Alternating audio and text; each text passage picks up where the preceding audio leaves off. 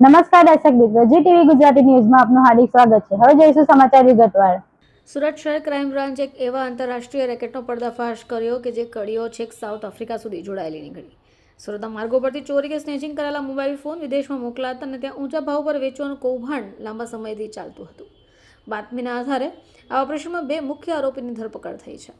શહેરના ગાંધીબાગ પાસે ડક્કાઓવાળા flood gate પાસેથી ક્રાઇમ બ્રાન્ચે બાતમીના આધારે વોચ ગોઠવીને શાહિદ અસરત ઉર્ફે અલ્ફાઝ જુલકરનેન ગફાર સૈયદ નામના શખ્સને ઝડપ્યા। ધરપકડ કરાયેલા આરોપીઓ પાસેથી વિવો અને ઓપ્પો કંપનીના મોબાઈલ ફોન મળ્યા છે। શાહિદ અસરત અગાઉ 5 વાર મોબાઈલ ફોન ચોરીમાં ઝડપાઈ ચૂક્યો છે અને પાસા હેઠળ કાર્યવાહી પણ થઈ ચૂકી છે। જોકે આખા નેટવર્કનો મુખ્ય સૂત્રધાર જકવાન સૈયદ છે, જે છેલ્લા 5 વર્ષથી સાઉથ આફ્રિકામાં સ્થાયી છે અને વિદેશમાં બેસીને સુરતના સ્થાનિક મોબાઈલ ચોરો સ્નેચર સાથે સંપર્ક જાળવતો હતો।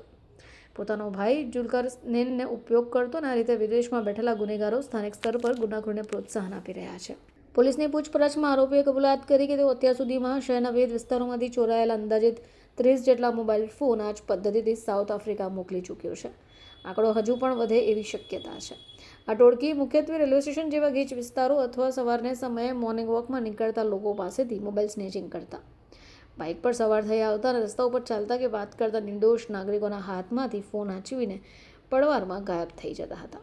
ધરપકડ થતાં Salabatpura, Udhna, Katodara, Varachha, Surat railway police station નોંધાયેલા ચોરીના અનેક ગુનાઓના ભેદ ઉકેલાઈ ગયા છે।